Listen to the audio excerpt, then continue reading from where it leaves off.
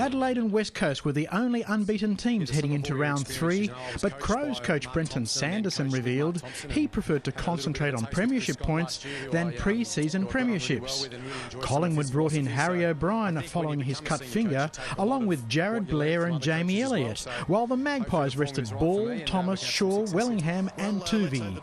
A welcome sight for Adelaide fans watching Jason Porplesia in action after the forward missed almost all of last season with a shoulder injury. Can mark and can kick goals, and as Jared mentioned, maybe the missing piece in the puzzle for the Crows. Collingwood responded with 3 of the next 4 majors, including a super goal by Paul Seedsman and one from Travis Cloke to make it 22-13. And so Collingwood have made an excellent start here. Cloke showed Daniel Talia how to control a contest, while Taylor Walker guided the Crows to within a point. And it's going to work back pretty nicely. Crossfield kicks deep inside Adelaide's defence, an invitation to a turnover. Advantage paid and taken by Scott Pendlebury. The defensive lapse spurred the Crows to respond, and they knocked in 3 goals in 4 minutes. That'll do too, so the Crows a real spurt here. Dangerfield's presence in the midfield gave Crows fans plenty of encouragement. He's off with 1. He's got 3 Crows to go to. He could have taken his pick. And Walker converted the mark into an 8-point lead. At half-time, Adelaide 8-6-54, Collingwood 157-46. 18-year-old Sam Kerridge booted the Crows first of the third quarter, before Nathan Van Berlo's decision to play on came up trumps. And apparently he's off. He adjusts perfectly though and slots at the Adelaide skipper. And the Crows crowd absolutely delighted. Just 3 games last year, Ian Callanan showed sharpness in his game. Look at that! He's a star. Young 29-year-old. Dane Swan finally snapped Adelaide's 5-goal streak to reach the 80s. And he pops it through. He doesn't need much, Dane. He'll take it very comfortably. Tom Lynch lengthened the Crows' lead to 27 points at the final change, and after Matthew Yench loaded up from outside the arc, Adelaide reached triple figures. And it looks as if Yench might be able to land it. Jared. There's 9, and there's the ball game for the Adelaide Crows. By now, the Crows were in cruise control, while the Magpies hit a brick wall. Oh, they just fell away. And in the end, couldn't be much easier for Tom Lynch. The Crows into the pre-season grand final for the first time since 2008. So Porplesia for 4, that'll do. Full-time Adelaide 129-138, Collingwood 1-7-10-61. It's great to be back out here again with the boys, and I enjoyed last week up in Alice, and tonight was a build on that again. Charles Christian, Big Pond Sport.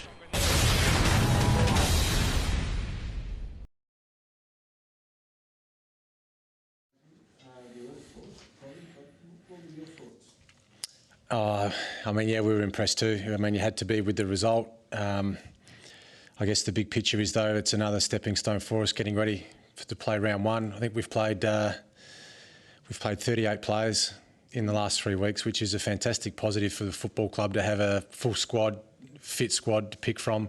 Made a big difference tonight too. You know, we just had the run in the last quarter. It probably blew the game out a little bit, so we shouldn't be too seduced by the final score. But yeah, at the same time, you know, we're happy that we did what we came here to do. What encourages you more, that they have nailed the way you want the game to unfold with them, or just the energy that they've got and the way they approach the game now? Oh, definitely both.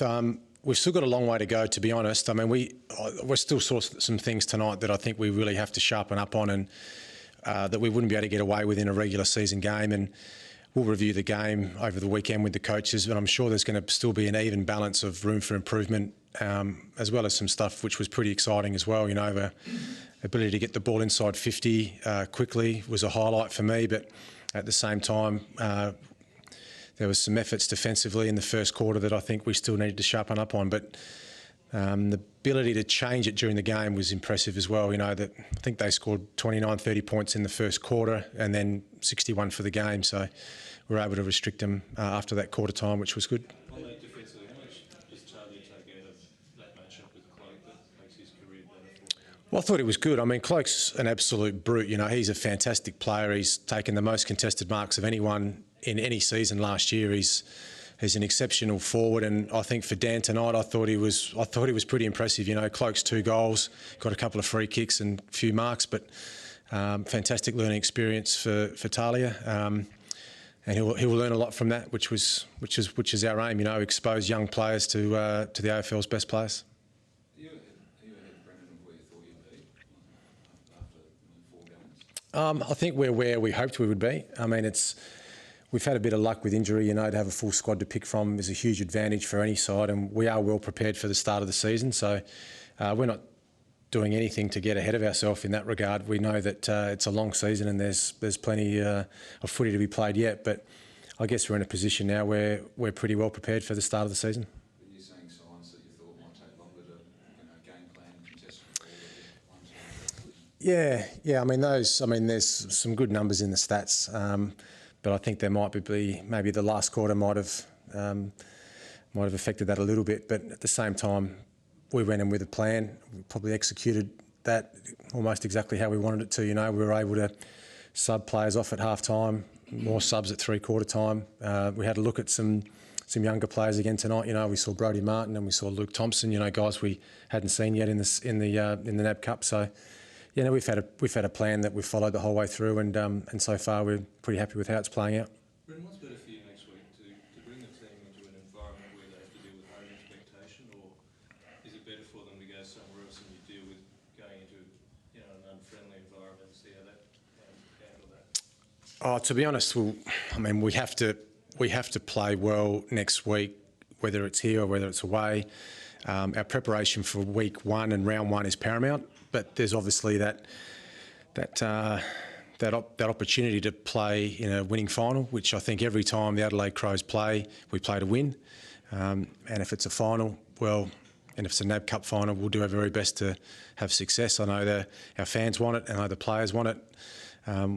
So we'll pick a strong side next week. But obviously, too, we're still looking to fine-tune our game plan for the remainder of the season. Does location make a difference? Well, my preference would be to play the game here. You know, it's hard to know what's going to happen tomorrow, and we can't predict tomorrow's results. But you'd think that we'd qualify as the top side, so we probably deserve a home final, and we'll be pushing for that this week. I know management's very keen for us to host the game here, and we'll get a huge crowd. And I know SA Footy would love to come and cheer their boys on next week. How flexible can you afford to be with Kurt Tippett? On the occasion he's thrown into ruck, for a little while he slipped into defence. Could you afford to send him all the way to full-back, for example, if the game required it? Oh yeah, he's an exceptional athlete. He's got the ability to play anywhere, I think. What we're able to do tonight is we played McKernan, Jacobs and also Tippett in the ruck, which allowed a little bit of flexibility forward in the ruck, and then, as you said, Tippett drifted behind the ball at times as well tonight. And you know, I was really impressed with his game. I think he's had a fantastic summer. His best footy's ahead of him, I think, still, which is pretty scary. But yeah, tonight I was really happy with his game. Do you think he's the sort of player that needs some time on the ball to understand the pace of the game? No, not necessarily. I mean, he's an outstanding talent, and he knows the game really well. But I still think he's got upside as well. But I just think tonight he worked really well with those other forwards. You know, first half he looked great with Walker and Paul Pleasure up there. In the second half he looked great with Lynch and McKernan up there. So we've got some weapons up there now, and if we can keep those boys fit and healthy, they'll provide a fair bit of sleepless nights for the opposition, I'm sure. With that in mind, and super impressive second half, is it hard not to get too excited? Yes and no. I mean, we're mindful that we can only pick 22 next week. That's going to be really difficult because we've had young players play extremely well in those first 2 weeks. The experienced boys came in tonight and held up their end of the bargain, if you like. So it makes it very difficult for selection. There's, like I said, probably 38 guys who deserve to play next week. We can pick 22. That's going to be the challenge, is keeping the players that miss out, keeping their focus on trying to get back in. So will you pick the strongest side next week, or how will you approach it? We'll pick a balanced side. We'll have a look at how we pull up injury-wise. As far as I know, there's been nothing come out of the game so far, so it looks like we'll have a full squad to pick from again. We'll look at our opposition, and we'll also look at what we need to prepare for week 1 of the regular season, which will be Gold Coast at Metricon. So we can't keep our eye off of that either. Brenton, how impressed were you with Jason Cook-Leach's effort today? Yeah, he was good. I mean, I've been impressed with him since the first day I walked through the front doors. You know, he's one of those guys who's just got time and space when others don't. I know I shouldn't get too carried away, but you know, he did some pretty special things tonight, and I know his teammates really loved having him out there. For those that didn't see the game last week, you know, we saw glimpses of that last week too. You know, so we'll do our very best to keep him on the park this year. It'll be a huge asset for us. It's giving his shoulder a pretty good test out there. Some pretty strong contests and marks must be pleasing that it's not dislocated. No, he was good tonight. I mean, he did test it a couple of times. There was a couple of those, you know, times you held your breath in the coach's box. You were just hoping that he'd just bounce up and then run off, and he did. But yeah, I mean, the docs and the medicos tell us that he's, you know, both shoulders are 100% and he's ready to go. So, you know, we held him back in the start of the pre-season games, and yeah, he's just loving playing his footy, and I think which is great for him and great for the team. Brenton, and most people have commented that under you, the Crows are kicking more than handballing and kicking longer rather than shorter. Did it bother you at all that under pressure tonight we saw every now and again handballing around the circle? Yeah. Passes too hot, you work out what to do with the approach. Yeah, it did. I mean, a few times tonight I thought we were a bit cute with the football, and we did mention it pre-game against a great defensive side like Collingwood. You can't be too fancy with the ball. You know, our focus was to get the ball forward tonight, and the times when Collingwood hurt us, they scored from turnovers. We were just a little bit too cute with the footy. So once again, we'll go back, we'll review that. We'll have a good look at it on Monday with the players, and we'll try and take that out of their game a little bit. But having said that, at times too, our run and carry and our handball, our run from half back and our ability to carry the ball through the middle of the ground by hand and foot was pretty exciting at times tonight. Superb. Would you prefer a turnover from a long kick than, you know, a stuff up in a short game? Yeah, I think any coach would. I know it's become a little bit more old school now with the, you know, kicking the ball long to a contest, but we probably felt that tonight we wore them down a little bit with our ability to kick the ball in and to press in behind it. So, I mean, it's pretty basic. It's not rocket science. Anyone that watched that game tonight, we didn't do anything fancy. We didn't try and out-trick Collingwood with anything. We just did the basics really well. Has it been difficult for you to get over old habits? Yes and no. Sometimes we try and eradicate a lot of those issues on the training track. We've done a lot of match simulation through the summer. We've exposed our players to a lot of contested ball drills where we can review training and obviously try and iron that out of the game. But you're always going to get it in an AFL game. I mean, the pressure tonight, even for a NAB Cup game, was pretty intense at times, particularly early. But then the game opened up and it was a bit more free-flowing in the second half, and particularly the last quarter. But, you know, we'll review that first half and see where we can improve. Is there a reason why the players have bought into it so quickly? The reason they've bought into it so quickly, I think they're a good group to coach. They're willing to learn, but we have spent a lot of time on it. I mean, I must admit, if you ask any of the players, there's been a lot of chalk and talk sessions through the summer. So their willingness to learn, willingness to listen, I think's made a big difference. But yeah, the ability to coach and teach as well has been.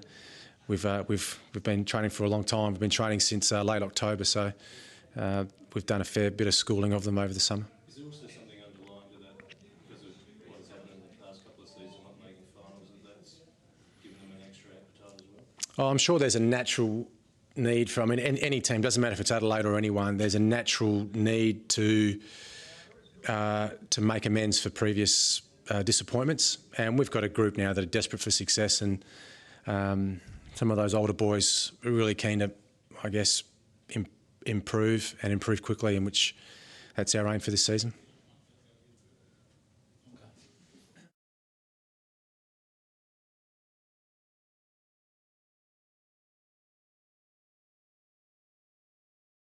Yeah, I think we've learnt that Adelaide are a pretty good side, are going to be a pretty good side, playing their best football. That they're a very hungry team, very good around the clinches, very solid brand of football, move the ball very quickly, and that if you give them an inch, they'll take a mile, and they did tonight. What do you learn about your players? I think as a team and as a group, we learnt tonight that if if you're half an inch off, that's plenty in at this level of competition. We came out of it with the same number of points as Adelaide, which is a fair positive, but it's trying to find a positive amongst obviously a whole lot of challenges that are going to come from it.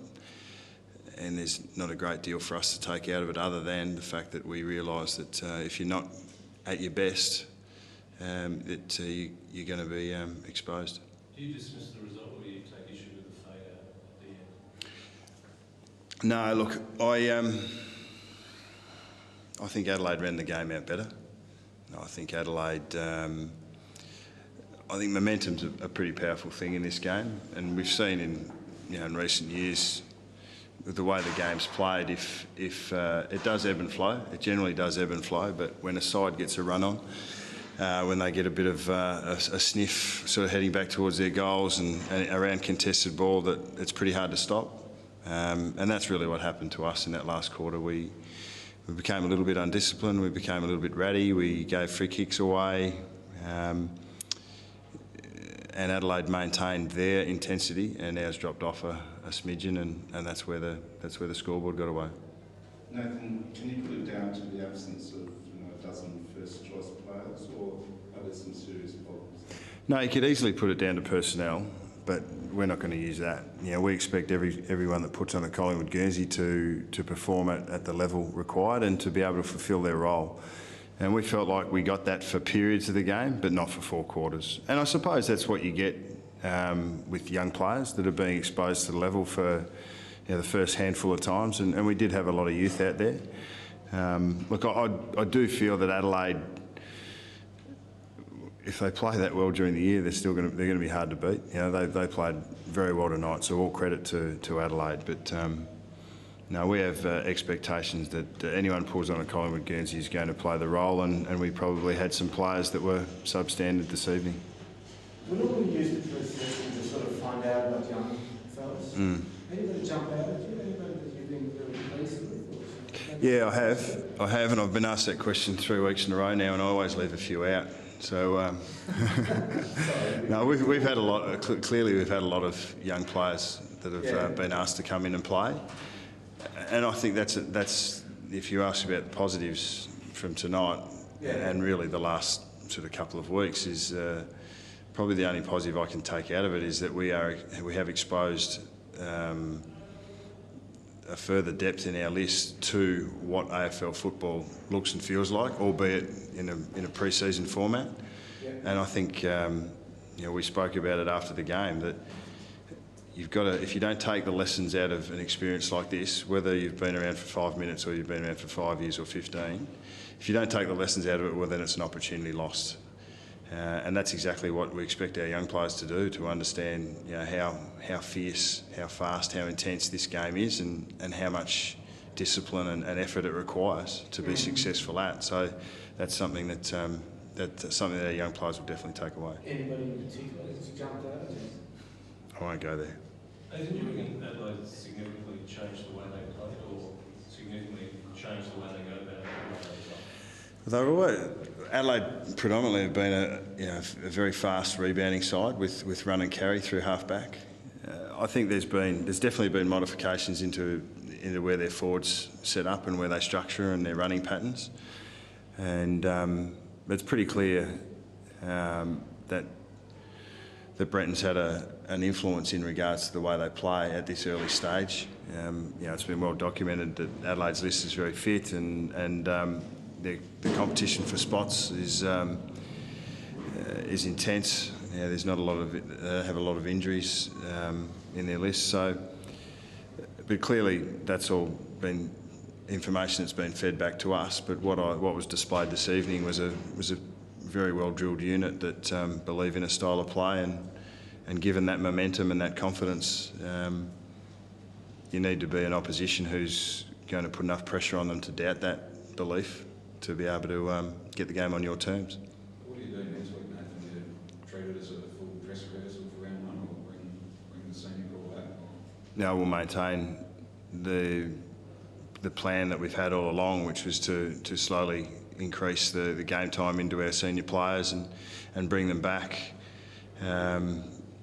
accordingly. We got just over 3/4 into Cloak and Reed, which was a progression on where they were last week. A half into Blair. We gave Dawsey a spell for a half tonight because he's had a fairly heavy game load already. We were able to. Paul Seedsman, it was great to see him sort of come into the side and run around. I thought he was encouraging in that first half, and he played a half and came off. So we weren't tempted at any stage to bend from our intended plan, and next week will be a progression of that. And really, it's getting somewhere near your best 22 and somewhere near your round one side, and moving forward towards that. Where are you expected to be at this stage? The individuals are St Kilda Friday. Yes, who have we got? St Kilda Friday. We're expected to be. We're 3 weeks from round one, and where else would you be? I mean, that's where we are. We wouldn't have. Wins and losses were not front of mind at the beginning of the NAB Cup. Managing players and getting to round one in decent form and decent shape physically were the main aims, and we still have the capability of doing that. Yeah, look, in particular early, I thought Marty did pretty well. There's a couple of back of the flight efforts that one that wasn't rewarded early in the game, but a couple of his efforts I thought were encouraging, and he had half a game last week and played through the full game today, so he's going to build from that. How much does he have to work? I mean, how much more does he have to do to sort of really cement a spot on the side during the season? Just play well, play his role as best he possibly can, and contribute to the best performances of the team. And I think he's definitely got the capabilities of doing that. So I thought tonight was a step forward from last week, and that was encouraging. Nathan, just going back a step, was the outcome of tonight's game more or less predictable to you, or was it a surprise? No, look, I would have thought that our performances was below where we wanted it to be. And I suppose we've discussed the last quarter. It was disappointing. We got smashed at contested ball, -13. We got smashed in clearances, -11. We only had the ball 42% in our positive territory. Three KPIs that we rate pretty highly, and Adelaide absolutely dominated us in those categories. So take the scoreboard away. In key areas of the game that we pride ourselves in, and that we believe that we've been very good in, we weren't able to reach the standard of our opposition. Did you have any sense of that at half-time? No, absolutely. Yeah, we were down. I think we were down -15 in contested possessions, I think 2 or 3 minutes before quarter time. But the scoreboard said we were up at that stage. So I think the flow of the game, or the trend of the game, was entrenched pretty early. Even though we were able to score going one way against the breeze. I suppose you'd look from the outside in, you say that that's a fairly positive thing, but the game wasn't going according to script, the way that we want it to be played, and Adelaide definitely had the upper hand, and it came out in the scoreboard as the night progressed. Can you put that down to different incentives for the two teams? Different incentives, one team, regardless of what happens on the scoreboard, doesn't matter, and the other one? Yeah. Oh, look, I'm not going to give my players or my club that out. We clearly Adelaide are on their toes. They're up and about, and as I said, I reckon they play better football during the year. Well, then, they'll be hard. They'll be hard to beat playing that form. But ultimately, we didn't come here wanting to lose. We didn't come here not wanting to perform, and there was key areas of the game that we didn't perform in. And I believe that we're a lot better than that, and it's just a matter of displaying it. We haven't had our best players on the track, on the park in one team at any stage this pre-season. Not many clubs have, but perhaps it just shows at this early stage of the season, how much we rely on our best 22 compared to other sides in the comp. I'll just wrap up there. No, I think our skipper's broken his nose, but that's not unusual for him. He leads with his head, but and I must say that I thought our defence were, although we leaked, we wouldn't have, this club wouldn't have leaked a score like 138 points in any game for a period of time. And I think that's credit to Adelaide's attacking nature and the way they played the game, but our defence under fire. Won a lot of one-on-one football, but and Maxie was a part of that. But alas, to no avail.